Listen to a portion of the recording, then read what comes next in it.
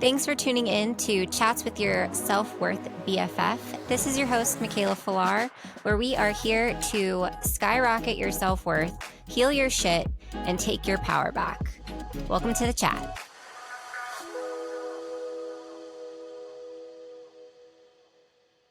What is up, guys? Welcome back to Chats with Your Self-Worth BFF. It's your host, Mikaela Filar. I'm so excited about today's episode. We are getting into oxytocin and love bombing, what they are, and some experiences that I've had with both.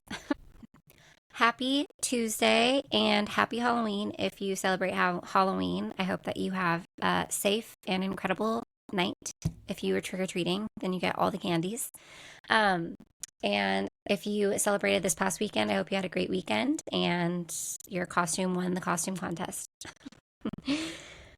With all that being said, I have some things that I want to chat about before we get into today's episode. Number one being that it is week one of the awakening, which is my first round of the awakening I'm so excited about. We are getting into intuition, getting connected with your intuition, and getting connected with who you are.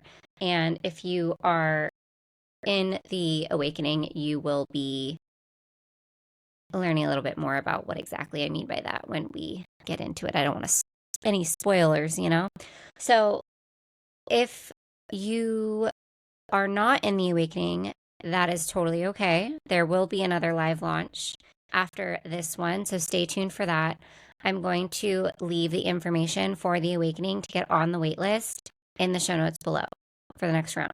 So if you are interested, announcement for the next round. Next, talking about intuition. If getting in touch with your intuition, that inner knowing, that 24/7 life coach that we all have within us, sounds like something that you are interested in, then I have created a masterclass for you. It is going to be November 11th at 11 a.m. Pacific Standard Time. So 11/11 at 11 a.m. Pacific Standard Time, I'm going to be holding a Intuition Masterclass. This is going to be teaching you basically like beginner's guide to intuition. Yes or no techniques. We're going to go through a energy protection and healing, energy healing and protecting meditation. And it's going to be so fun, so good. We're going to get into like little groups and do mini intuitive reads on each other as well. So it will be very eye-opening and very just a fun time. So if getting in tune with your intuition and maybe learning how to do intuitive reads on other people is something that you are into, then definitely do not miss this masterclass. It's $77.70 right now. Price will go up. So I will put the information to claim your spot for the masterclass on November 11th in the show notes below as well.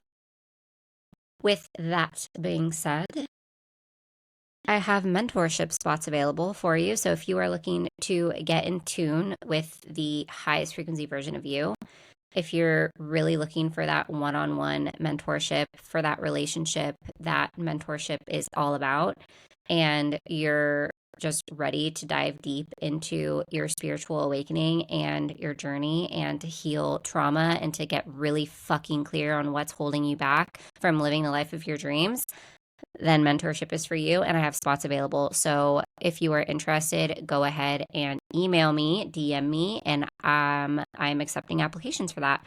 So I hope to hear from you if I am speaking to you right now. I cannot wait for your transformation because mentorship is so life-changing. My mentorship students that I've had have grown immensely, have literally transformed their freaking lives, like literally gone from shy, not knowing where to go or what to do or what direction, unknowing like of their worth and just feeling stuck.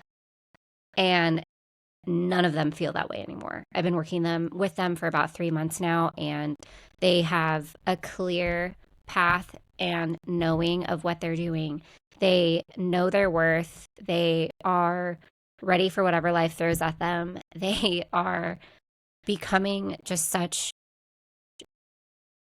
beautiful, like the highest frequency version of themselves. Like they're just such beautiful souls. And I'm so excited to see where they go even, further in on their journey with me on mentorship, because mentorship is a commitment.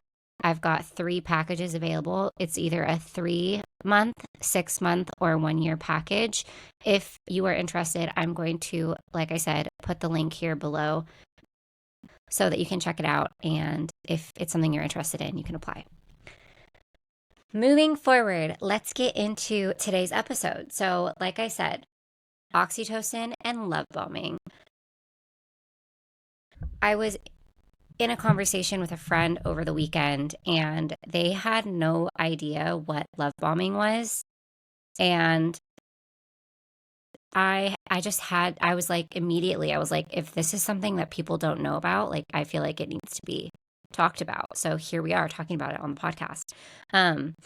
Love bombing is considered a form of emotional manipulation and abuse. It exploits the target's emotions, trust, and vulnerability for personal gain.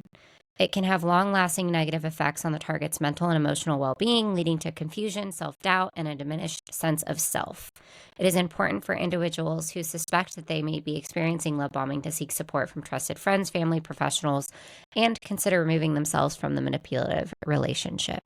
The purpose of love bombing is to manipulate the target's emotions, weaken their defenses, and gain control over their thoughts, feelings, and actions. Once the target is emotionally invested and dependent on the manipulator, the love bomber may begin to exert control, exploit vulnerabilities, and manipulate the target's behavior to serve their own interests. This can involve isolating the target from their relationships or support networks, imposing strict rules or expectations, and gradually eroding their self-esteem and independence. Okay, you guys, the reason I want to talk about this and shed light on this is because it's something that has happened to me. And I look back on it now and I'm like, how could I be so blind? And the answer to that is oxytocin. Oxytocin is why I was so blind, because what oxytocin is a hormone and neurotransmitter that plays a crucial role in social bonding, reproduction, and childbirth. It has two forms. Hold on. I'm reading. It is often referred to as the love hormone or cuddle hormone due to its association with feelings of trust, intimacy, and affection. Beyond its reproductive functions, oxytocin is involved in social bonding and attachment. It is released during positive social interactions such as hugging, cuddling, and physical affection, promoting feelings of trust and connection. Oxytocin has been linked to the formation and maintenance of romantic relationships, maternal-infant bonding, and social bonding between friends and family members. So it can also promote feelings of relaxation, reduce stress and anxiety, and enhance feelings of empathy and generosity. Some studies suggest that oxytocin may influence social behavior, such as performing pro-social behavior, trust, and cooperation. So I read these definitions to you guys because I want to make sure I'm as clear as possible as to what exactly that they are, and also give you guys kind of like my take on exactly what it is and my story behind each one of them. So I was blinded by love, by oxytocin, by what I thought was love. And looking back on it, it absolutely was not love. It was lust, because everything happened very, very fast. And I was single. I was not looking for anything. I was not dating. And I had just literally said to myself, I do not want to date. I do not want to talk to any male at all. And then literally the next day, I meet this man at spin class, which it's like, I don't know. I just thought that was so random. And we like literally like I walk in and we make eye contact. And I was just like, our energy was just like, it was undeniable that like there was energy between us. Right. So I felt like an immediate sense of connection, an immediate like, this is my person almost. It was super bizarre. Like I've never felt anything so strong before in my life. And after that spin class, he asked me out to dinner.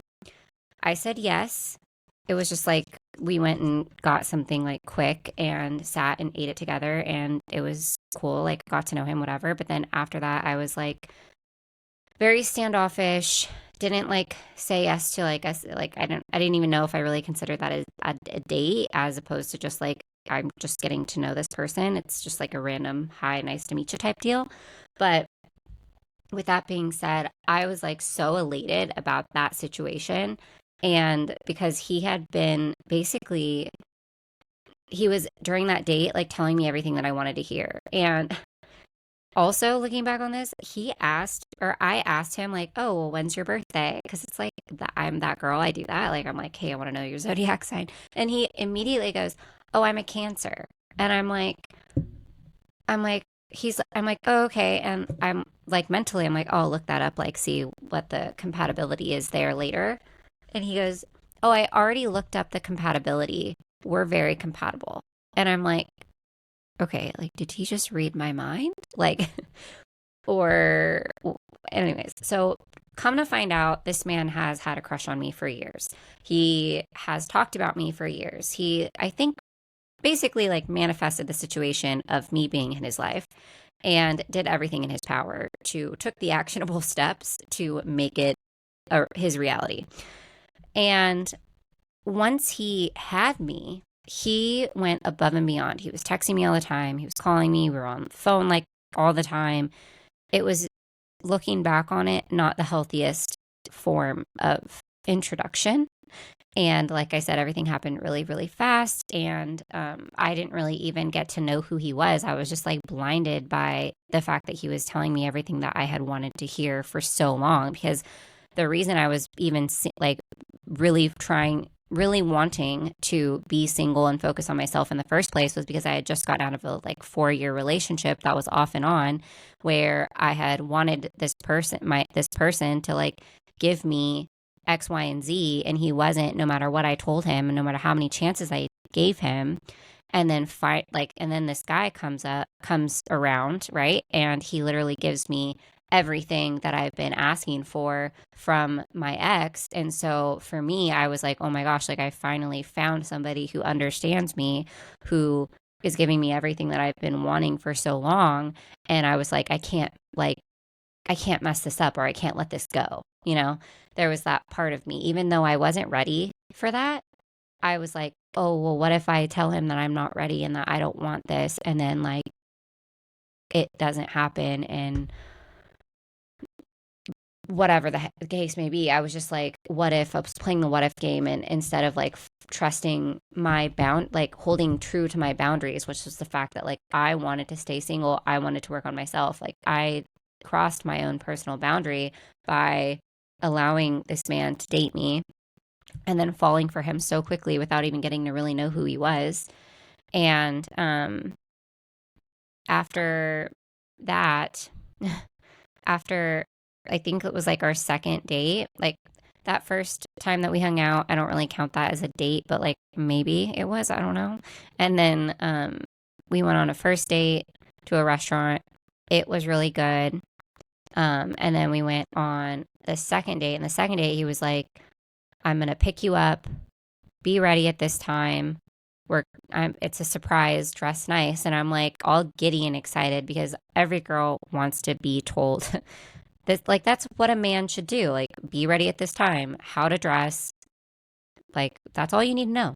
Just tell me when and what to wear, and I will be prepared. Like, anyways, I digress.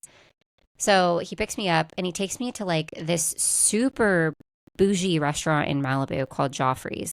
And that was like a $500 dinner. And it was extremely unnecessary, but obviously I'm so grateful for it. And I had such a great time. And he was telling me all the things that I had wanted to hear and all the things. So basically that happened, which that is like a form of love bombing, because he was just like doing everything so extravagantly to get me, right? And then it continued, like the way that he talked to me, like he was like he told me that he loved me like the second week that we hung out. He said that he's never felt this way about anybody in his entire life, and that he wants to marry me and he wants me to have his kids, and like all of this, like just all of this stuff that like was really fucking with my emotions. And I was about to turn 30, and meant like I also just like I said, like I was not the, like I didn't know, I wasn't, my worth wasn't the, my self-worth wasn't at the best level, and I really cared about what other people thought about me, and I really had like this, was struggling with this idea that society puts the pressure on us of having everything dialed by the time you're 30, and the fact that I didn't have everything dialed and I was 29, and that I just got out of a relationship, and like et cetera, et cetera. I was letting all of that get to me. So like for him to be telling me like, oh, I want X, Y, and Z, which is like the same X, Y, and Z that I had been wanting from my ex for so long. And then for him to say it, I was like all in. I was like, oh my gosh, I was just eating it up. Wasn't even questioning it. And it was all just like, I feel like a game for him almost. Or maybe he didn't know what he was doing, but like also there's a part of me that's like, come on, dude. Like who does something like this? So with all that being said, he and I continue to date. He continues to love bomb me. A month and a half goes by. And at this point, I was living at my parents' house because I was living with my ex before then, and I just was like going to move back in with my mom so that I could save some money and then get my own place. But I instead, and like that was the plan. But then a month and a half into living with this guy, or talking to this guy, dating this guy, um, he basically asked me to move in with him. And I was like, I don't know, like it's really soon, blah, blah, blah. And he was just like, I was like, what if, this happens or whatever? And I like voiced my concerns to him. And he said, no, like, you're it. I know what I want. I'm going to like, you're spending all this time at my house anyways. I have to move out anyways of where he was at. And so we can find a place together. And it just all like the way that it all happened and all worked out. And like it got me out of my parents' house, which obviously I don't want to be at my parents' house. So I was kind of like, he's got a point, like whatever. So I just like fucking did it. And the thing about me, which I've said this multiple times, is like, yeah, I do move fast. And sometimes I don't think about the repercussions. But this time I really did think about, what could happen. And I almost like didn't care. I was like, you know what? Let's say like I move in with him and then it doesn't work out. I move out. It's not a big deal, which that's exactly what happened. So, but we moved in together, and he got me, right? So we dated. He told me everything that I wanted to hear. He love bombed the fuck out of me. He did like everything in his power to like make me happy, to put on this like persona of this person that he thought that I wanted him to be. And then as soon as he got me to live with him, it was like nothing I did was good enough. My job wasn't good enough. Like just nothing that I did was good enough. Like the friends that I had weren't enough. Like there was something wrong with them, and like I shouldn't hang out with them. Like it was like really bizarre. It was just like a switch like flipped, and then like there was just these moods that came and left, and it was like one minute he was happy and the next he wasn't, and like I felt like I was walking on eggshells. And like my dog, even ladies and gents, honestly, like if your dog doesn't like the person that you are living with, like there is a sign. Like that is a sign, because your dogs are very intuitive. Like they know, and they're smart, especially my dog. And my dog, like, I'll give you an example. He would come home from work and my dog would run upstairs and hide under my legs. Like, that's how much my dog did not like this man. Like, and I was like, what the fuck's wrong with this guy? Like, what's wrong with my dog? Like, what's going on? And he kept on like pooping in the house, which he never does. So it was just like a thing also with like the whole dog situation. But I digress. Basically, that's what love bombing is. Love bombing is something that you need to be fucking careful of. Like, do not let oxytocin and love bombing blind you. Because, and if you are in an era of like being single and really, really taking the time to work on yourself and like stay true to that boundary for as long as you need to. Do not let anybody talk you out of it. And like if somebody does talk you out of it, that's a huge fucking red flag. Like in my opinion, if you tell somebody, hey, like I don't want to go on a date with you because I'm really focused on myself and my healing journey, and they're like, oh well, but what about this, or let's just go with the flow, or blah blah blah, like no. Like if you are not ready to date again, that person should respect your boundary and circle back however many months or whatever the fuck timeline that you give that person, if you give a timeline. Or maybe they just check in every once in a while and say, hey, you ready for that date yet? And if you say no, then no. But that's like a respectful person, not somebody who's going to do everything above and beyond their fucking power to like get you to change their mind, to change your mind. Like, no, period. No. That's them not respecting your boundaries. And why would you want to be with somebody who doesn't respect your boundaries? Okay. So another situation with oxytocin, like, and to be careful, is being an energetic match for emotionally unavailable men, right? So after breaking it off with this situation that I'm telling you about as far as the love bombing goes, and obviously that didn't work out because here I am single and living my best life. But when I was with this man, he literally made me feel like, he made me question everything about myself, and he made me feel like I wasn't shit. And because of that, I was very damaged. Not like damaged, but like my self-esteem took a hit, like my self-worth took it, like everything just took a hit. And it took a while for me to like get back to me and to remember who the fuck I am and to step back into my power. And that's why I'm so passionate. It's part of why I'm so passionate about what I'm doing now and what I'm teaching now. And I know how hard it can be to maybe be in a toxic relationship, or in a relationship that you shouldn't be in, or that you don't feel aligned with anymore. Like, I know that it's really scary to get out of that and to be alone, and to like really take the time to know who you are, get to know who you are and what you want and all that good stuff. Like, I know that it's hard, but let me just be a walking, breathing, talking testimonial for you. It is so worth it once you get to the other side. And on the other side of like being uncomfortable is such a moment of growth. So just keeping that in mind, that when you are uncomfortable, or you do get put in a situation that makes you uncomfortable, it's an opportunity for you to grow into a higher frequency version of yourself. But you don't deserve to waste a single moment of your life in a relationship where somebody doesn't know your worth, or somebody doesn't make you feel valued and worthy and love you unconditionally, regardless of what you do for work, or what you have in your bank account, or what you like. It's just none of that external shit fucking matters. Like, in the like end game, you got to love the person that you're with, like solely because of who they are to their core. That's what matters, not anything else, because all of that external shit can change in the blink of an eye. What doesn't change is who that person is to their core. So who are you with?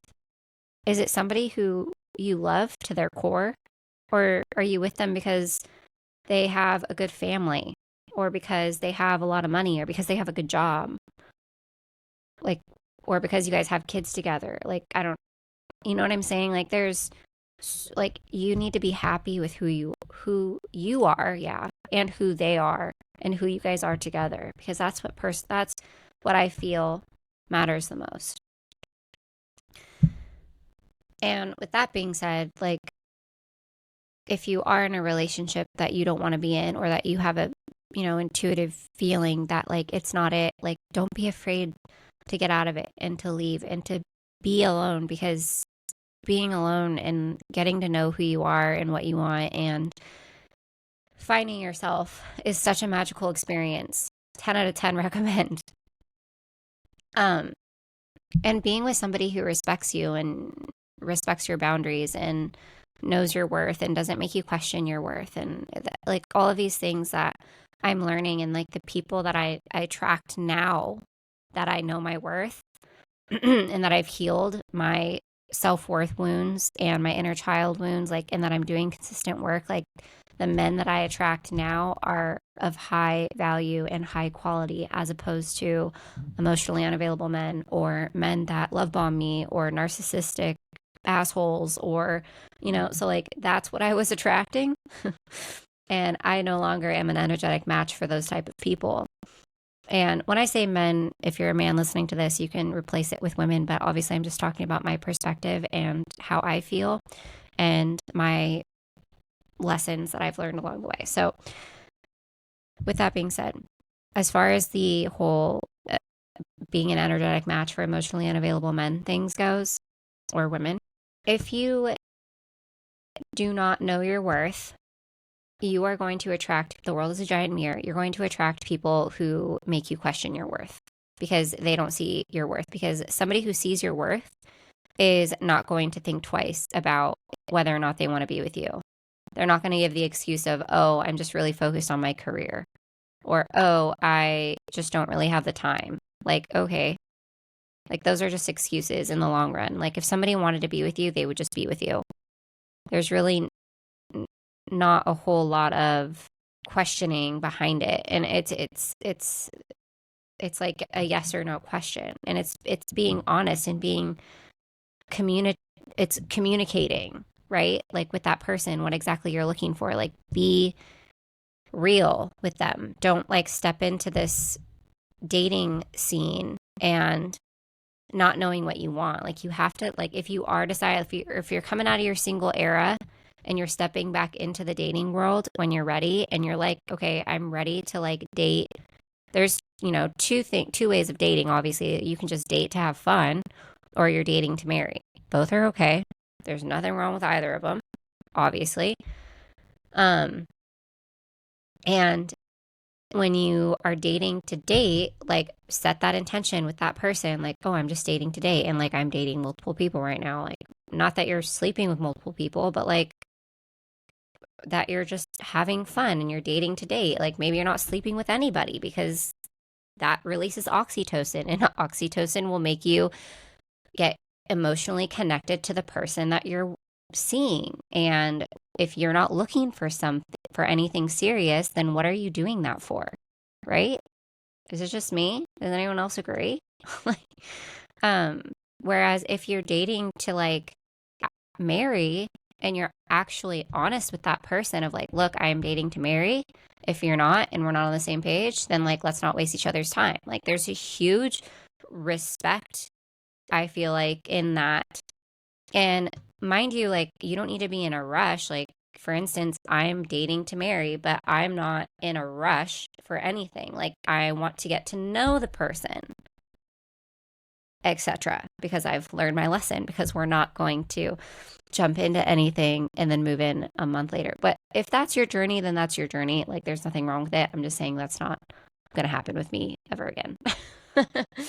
I want to get to know the person. My mom and I always have like this thing that we say of, it takes 3 to 6 months for somebody to show their ass. And I feel like that's just the ultimate truth. But I digress. So what was happening was I didn't know my full worth. I questioned my worth, even obviously, like after this past relationship that I'm talking to you guys about, where I was love bombed, like my self-worth was just like in the trash. And because of that, I had to really work on that part of myself, which I have. And obviously that's, you guys see that, like that's a part of why I do this podcast and why I do what I do for work.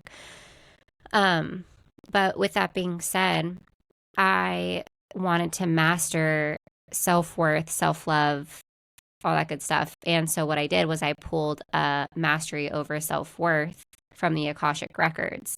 And when you pull anything from the Akashic Records, it's not just like, oh, okay, here you go, like you're a master in this all of a sudden. Like, no, you are going to get reflections that help you learn the lesson that needs to be learned in order for you to master it at an expedited rate. It's like from your higher self saying, okay, you asked for this, like, here you go on a silver platter. What happened is that I was attracting emotionally unavailable men into my life when I did decide that I was ready to date again. And there was a part of me that was like, oh, well, if I stick around long enough, then he'll choose me.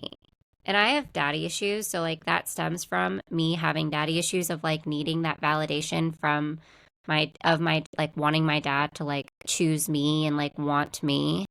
And that's something that I've had to work through and that I've had to realize. But like ultimately, uh, what was happening is that there was a part of me that was like, if I wait a lot, he'll choose me if I wait around long enough, which it's like a pattern that I was doing. I did the same thing with my dad. Like if I do this, then he'll love me, you know? And it's like, no, no, you deserve so much more than that. You deserve somebody who looks at you and gets to know you and then sees your worth and values you for all that you are. And if you're with somebody who's like 1 foot in, 1 foot out, it's just like, no, like you deserve so much more than that. And just that's why having that conversation and creating a clear boundary of like what you're looking for in the dating scene matters so much. And so how oxytocin plays a role in this is that when you do start to date somebody who's emotionally unavailable, man or woman, then what happens is like you guys, might be going on dates or they're like acting as if they want you to be in a relationship, but they don't want to actually make the commitment. So it's like this weird like situationship. It's exactly what it is that you're stuck in and you're just left feeling so confused. And who wants to feel confused in a relationship? Like that's not healthy for your central nervous system. That's putting you in fight or flight. And what it does is it's like you get these little pings of oxytocin that it's like they're texting you and like you get all excited about them texting you, or they want to hang out with you and then like you don't hear from them for a week, but then like they hit you up and they want to hang out with you, they want to take you on a date, or then they like disappear and then they're like liking your stuff and you get these like little hits of oxytocin and it's like a game, right? It's a game and it becomes a game and you get addicted to the game because you get addicted to little hits of oxytocin, and then you mix up the whole love hormone oxytocin, like cuddling and touching and physical affection and sex and all the things. It's going to mess with your head and you're going to end up getting hurt because they were honest with you from the get-go that they aren't ready for this. They aren't ready for a relationship, but then like they're acting like it. So like they're just confused on their end, and that's nothing on you. But what is on you is that you aren't seeing that like you are actually ready for something more than a situationship, and that you are opening your heart to this person and you're like setting yourself up to get hurt because you're not seeing it for like, you're not taking what they're saying seriously. And you're like, oh, well, if I stick around, then like they'll see my worth. It's like, no, like know your worth, stand true in your boundaries, stand tall in your boundaries. Do not bend your boundaries. If you are in a single girl era, stay in your single girl era until you are ready to get out of it. And if somebody disrespects you by trying to like talk you out of being with them or talk you into being with them or into starting to date them when like you're not ready for that, that's a huge red flag. So let's not do that. Like, let's be with people who respect our boundaries, and let's be with people who see us for all that we are, who value us, who we don't feel like we have to prove anything, right? Because we don't deserve anything less than that. Period. With all that being said, if this episode resonated with you, please leave a rating review. Let me know how you liked it. DM me. Let me know what you thought. I love to hear from you guys. It means so much to me if you could like share this with a friend or share it to your story. If this resonated with you, if you liked it. And thanks again so much for listening. I hope that you have an incredible day, and we'll chat soon. Bye.